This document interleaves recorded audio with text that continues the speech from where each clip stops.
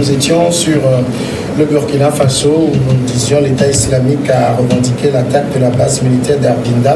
Dimas Dikoto, Chris le disait tout à l'heure, on a juste comme l'impression, quand on regarde l'État islamique, on mène des attaques, elle revendique, mais c'est comme s'il n'y a pas derrière un véritable but poursuivi. Il n'y en a pas. Le but poursuivi, ce n'est pas à leur niveau. Le but poursuivi, c'est au niveau de ceux qui les manipulent, ceux qui les utilisent et les font déplacer comme des pions. C'est à leur niveau qu'il y a des objectifs bien ficelés, bien dressés. C'est ça, chute, qui m'a beaucoup plu.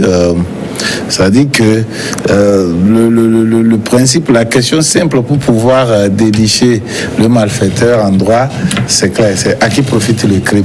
Et quand on arrive à établir cela, pour la plupart des cas, à celui-là est toujours derrière le crime. Et donc, visiblement, ce qui se passe, que ce soit au Burkina, au Mali ou au Niger, ne profite pas à eux, à l'État islamique. Puisqu'ils ne peuvent pas créer. Qu'est-ce qu'ils peuvent faire avec? Oui. Et ils n'en ont même pas l'idée. Comment ils vont tresser les frontières? Ils n'en ont même pas l'idée. Et donc, est-ce qu'on peut nous dire maintenant que c'est des gens qui se sont levés, ont pris des millions, des centaines de millions?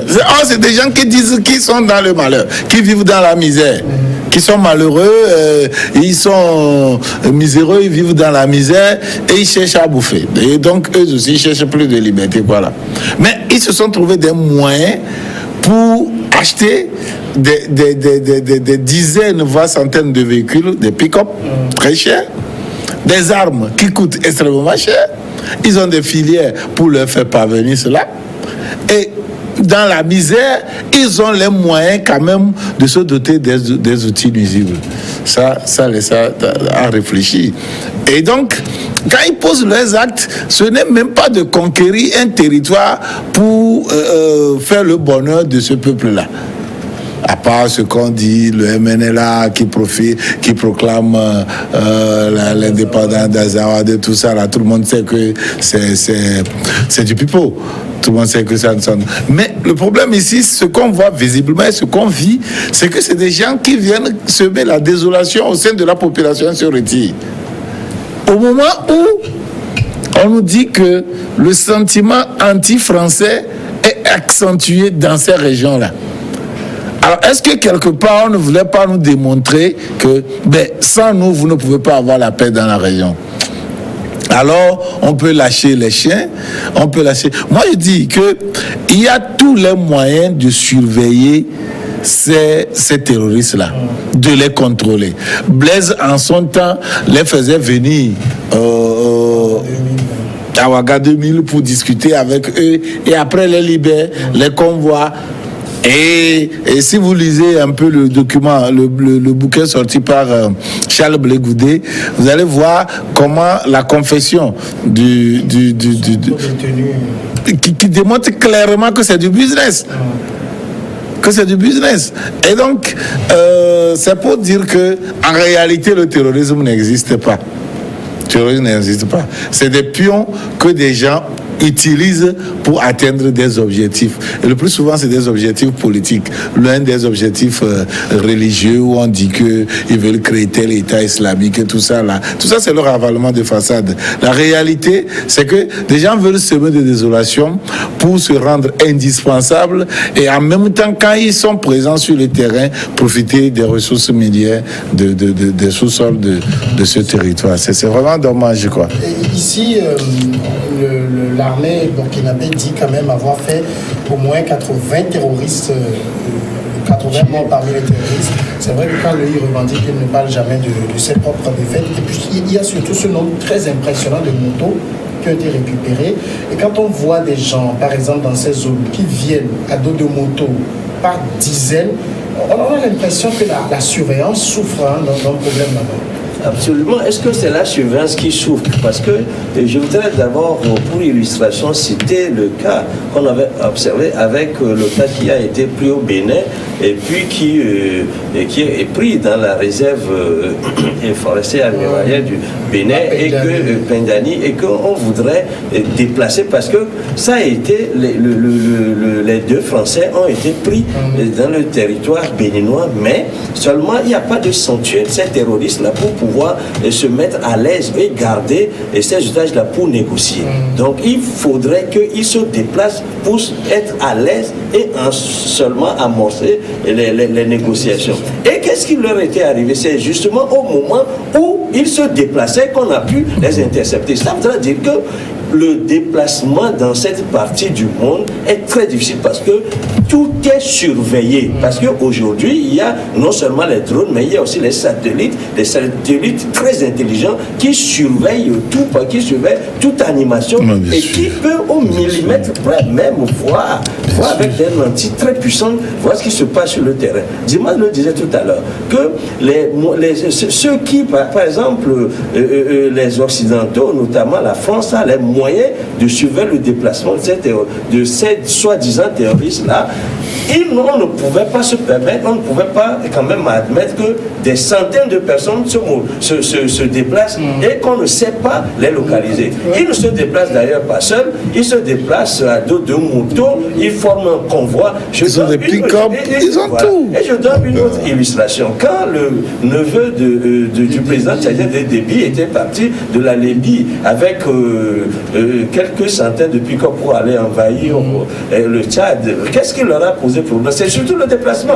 Parce que c'est vrai, parce qu'il y a un itinéraire à faire pour parvenir à l'objectif, à la cible, mais comment couvrir l'espace entre la base arrière et l'objectif que l'on poursuit, c'est souvent ce qui pose problème en matière de guerre. Et justement, et ceux qui combattent ces éléments-là, on peut les avoir, c'est pendant le déplacement. Et on met sur pied des moyens de surveillance du déplacement. Et c'est des questions de logistique. Ça tient des questions de logistique. Quand la France voudrait se donner les moyens pour arrêter le neveu d'Idriss Déby, il a pu le faire et a décimé totalement ce convoi. Il non seulement a pris les voitures, mais a arrêté pratiquement tous les soldats, tous les rebelles qui étaient en déplacement. Et ce que la France, cette fois, ne sait pas faire, par exemple au Mali, ne sait pas faire au Burkina, ce qu'elle ne sait pas faire au Niger, et je crois que c'est ce qui laisse pantois, c'est ce qui nous fait poser des problèmes, comme quoi subitement la France n'a plus les arts de guerre, les arts dont il a une maîtrise parfaite depuis toujours, parce que la France n'est quand même pas un État qui a traversé des situations, et dire que même les Américains sont dans le milieu, et les Américains qui leur fournissent généralement les systèmes de surveillance, et dire que tout cela du coup se trouve est très peu exploité, ou tout simplement inefficace face à des... Pas inefficace, mais c'est inexploité. On ne veut pas les utiliser. Si vous prenez... Oui, mais parce qu'on a un objectif à atteindre. Si vous prenez ce qui s'est passé à Radisson Blu, à Bamako, mais après que les terroristes sont venus plutôt pour attaquer les gens là-bas, c'est en ce moment qu'on nous dit que les drones américains sont venus les repérer et indiquer leur position aux forces spéciales maliennes pour pouvoir les abattre un à un.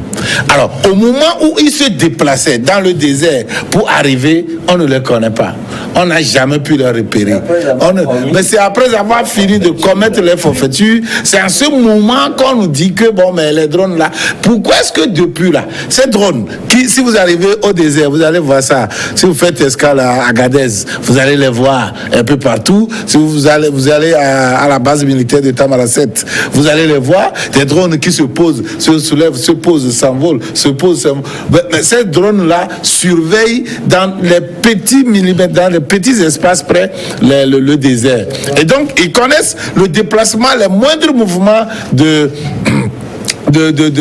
ces soi-disant djihadistes là. Et puis, vous savez, c'est des gens quand même qui ont une frontière officielle. Parce qu'ils ne fabriquent pas les motos là-bas. Ils ne fabriquent pas les pick-up là-bas. Ils ne fabriquent pas les armes là-bas. Ça veut dire que ça provient d'une frontière. Alors, tout le monde sait que l'Algérie a négocié cela contre le fait qu'ils ne viennent pas déstabiliser le pays. Et donc, l'Algérie est servie comme une base arrière propre à ces islamistes qui se replient et reviennent frapper et retournent là-bas. Et donc, il y a le cas Algérie, il y a le cas aussi des avions là, les gros porteurs là, qui peuvent se poser, les hélicos là, qui peuvent se poser avec des matériels lourds en plein désert et s'envoler là où ils voient que bon, mais il n'y a pas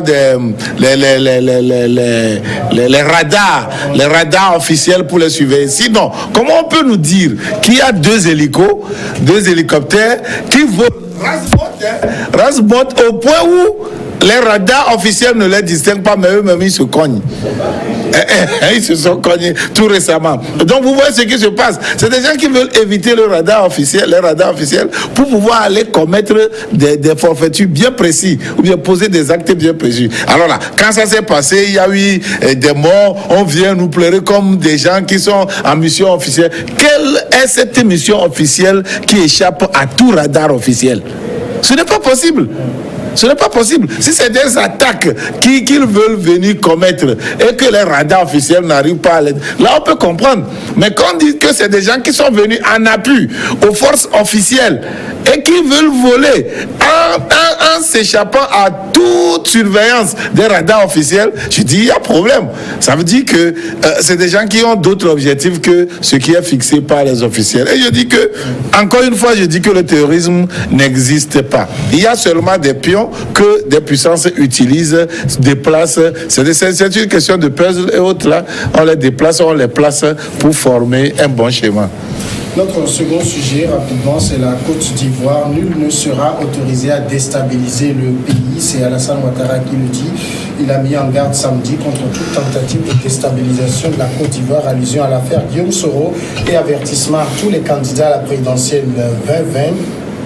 Nul ne sera autorisé à déstabiliser la Côte d'Ivoire. C'est ce qu'il a dit donc dans le point de presse accordé à l'issue d'une rencontre à Abidjan avec le président équato-guinéen Teodoro Obiang-Nguema. Selon le test diffusé par la présidence, le droit sera appliqué à tous, candidats ou pas. Nul n'est au-dessus de la loi, aussi bien les anciens présidents de la République, les présidents d'institutions, le président de la République et tous les autres apôtres. C'est lui-même qui déstabilise c'est très clair, la paix. Adressé à Guillaume Soro, clairement pour la présidence ivoirienne, Guillaume Soro est dans une entreprise de tentative de déstabilisation. Bon, c'est-à-dire le terrain de la violence, je crois que c'est un terrain aussi, qu'on peut dire, de prédilection de Guillaume Soro, parce que c'est comme cela qui s'est fait, qu'on dit, tel qu'on se fait son lion se couche, parce que c'est ce qui a fait le personnage, c'est ce qui lui a donné sa visibilité, et je me demande si c'est parce qu'il sait faire le mieux, parce qu'il faut, bon, enfin j'exagère à peine en le disant, mais je voudrais dire quand même que c'est autour maintenant du président Alassane Ouattara de dire que personne ne sera autorisé, comme si ailleurs dans d'autres circonstances on peut permettre les gens de déstabiliser des pays. Si tout simplement il n'est pas permis que des pays soient déstabilisés. Un point bas. C'est pas quand il s'agit de la Côte d'Ivoire, de la Côte d'Ivoire qu'il faut le dire.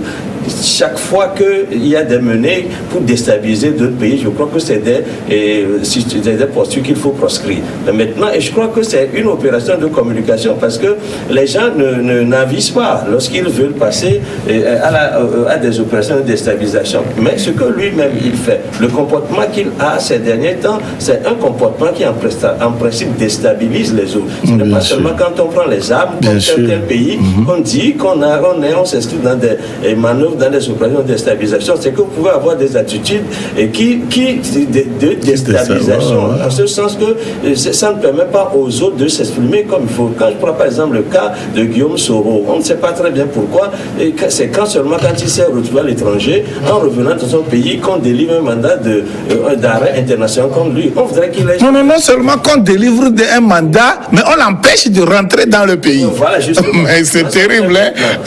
On délivre un mandat d'arrêt d'arrêt lorsqu'il s'apprête à rentrer dans son pays. Non seulement un mandat d'arrêt contre lui, mais on l'empêche de rentrer. À mon sens. À mon sens. La question d'empêcher, il y a beaucoup de flou parce que les autorités ivoiriennes disent n'avoir jamais interdit à Soro de rentrer. Il aurait choisi lui-même de rebrousser chemin. Comment il a su qu'il a un mandat?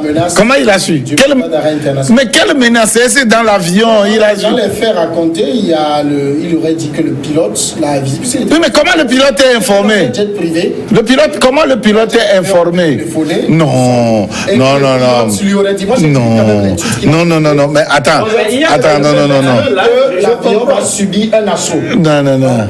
Est-ce que tu penses que réellement, si on cherche à arrêter Soro, si on cherche à l'arrêter, oui, c'est le pilote qui est venu lui dire. Si on cherche à l'arrêter, on va informer le pilote. On laissera l'avion venir atterrir. Et quand l'avion atterrit, la question du flou, mais bien sûr, l'empêchement d'atterrir ou non. Mais attends, quand on te dit, quand tu viens, ton avion sera pris d'assaut. Ça veut dire qu'on te dit directement, ne viens pas. Tu ne peux pas être bête pour venir. Est-ce que le pilote lui... C'est comme tu... Oui, je ne refuse pas. Le pilote est informé comme tel que c'est le pilote. L'avion appartient à la compagnie, à une compagnie. Et le pilote là représente la compagnie en ce moment X.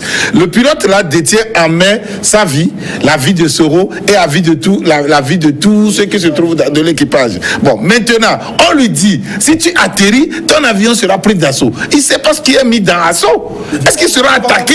Mais si vous savez que vous n'allez pas tirer, pourquoi ne pas le laisser atterrir? Puisque ce n'est pas les pilotes que vous cherchez, ce n'est pas l'équipage que vous cherchez, c'est Guillaume Soro que vous cherchez. Mais laissez l'avion atterrir. L'avion atterrit, c'est monsieur Soro, monsieur le président, mais suivez-nous.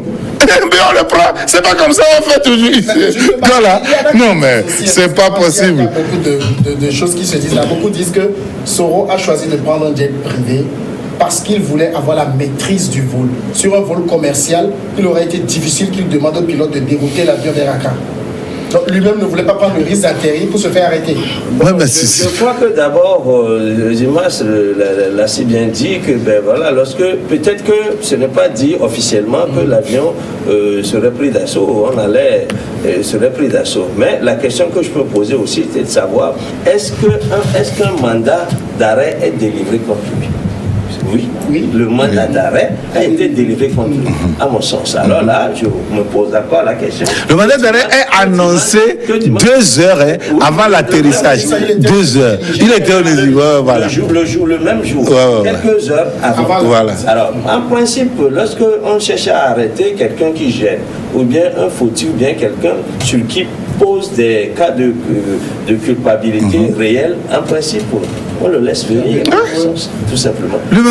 Je ne parle même pas de la question de sécurité concernant l'avion, mais un fait est établi, c'est qu'il a été quand même pris un mandat d'arrêt contre lui quelques heures avant l'atterrissage. Et je crois que la meilleure façon, alors qu'on savait déjà, parce que l'avion en principe avait demandé, l'autorisation d'atterrir, l'avion devait déjà, connaissant sa destination, dépose d'abord non seulement un plan de vol, mais aussi l'autorisation d'atterrir. On est d'accord. Bon, alors là, mis de côté le fait que l'avion sera en insécurité, etc. Mais au moins un fait établi, c'est qu'un mandat a été délivré contre lui, à mon sens, comme il est rentré.